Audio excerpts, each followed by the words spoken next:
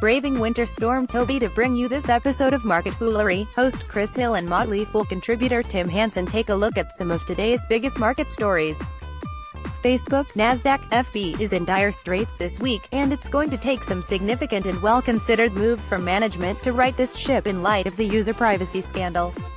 Tesla's Nasdaq TSLA shareholders are voting on Elon Musk's proposed compensation package, a package that's left a lot of analysts and investors scratching their heads.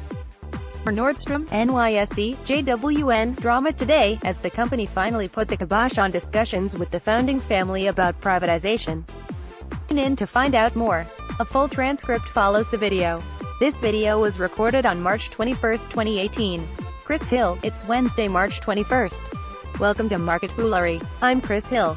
Joining me in studio today, investor-at-large Tim Hansen. Thanks for being here, Tim. Hansen, it's my pleasure.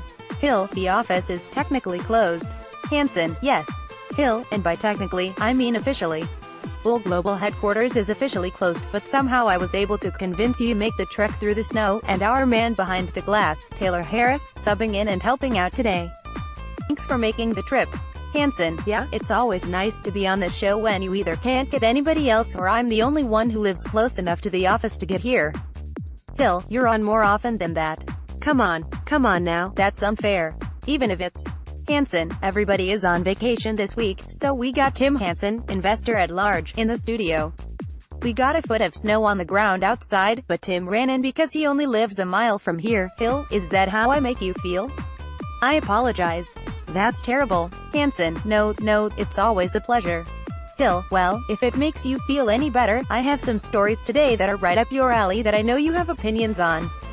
Let's start with the ongoing saga that is Facebook. Hansen, yeah, wow.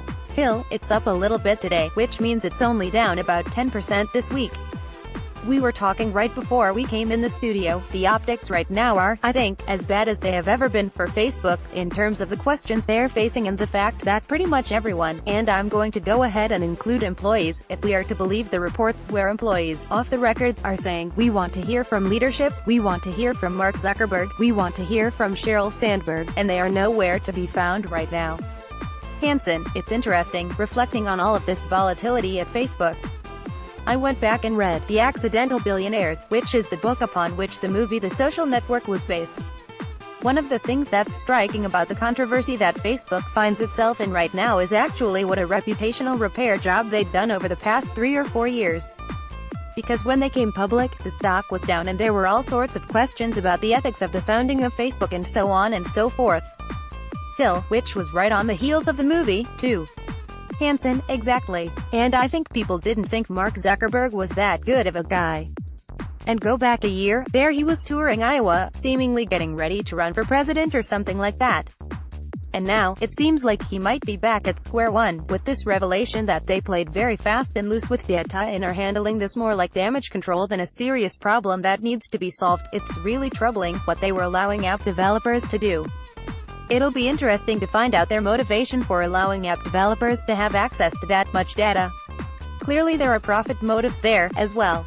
But I think this is a serious problem, particularly as regulators around the world get involved. Regulators, the FTC, when they got involved in the Whole Foods Wild Oats merger, basically put 3 years of Whole Foods growth on hold while they tried to sort that out. They could ostensibly do the same with regards to Facebook, in terms of having executive leadership really take their eye off of strategy and have to deal with lots of legal things, instead. Hill, when I think back to when Facebook went public, and let's just put aside the questions at the time, the business questions about mobile ad revenue, because that was one of the reasons that I think, particularly the first 6 months that Facebook was a public company, the stock was down. There were legitimate questions about, how are they going to monetize mobile? And they have answered that brilliantly. But there were also questions about Mark Zuckerberg, and not just in terms of, is he a good guy or not, but also, given his relative youth, his casual appearance, there were people who were, I think, not with any malice but rightfully asking, is this someone who can lead this company? And as you indicated, partly through reputational repair, he's done a great job of that. And part of that is building a leadership team around him with Sheryl Sandberg. But to go back to the data, that's one of the great ironies of what they're facing right now. For the longest time, what we've all said and what advertisers have all said about Facebook is, Facebook knows everything about us. They have all the data about us. The irony of this situation is, Facebook may have all the data on us,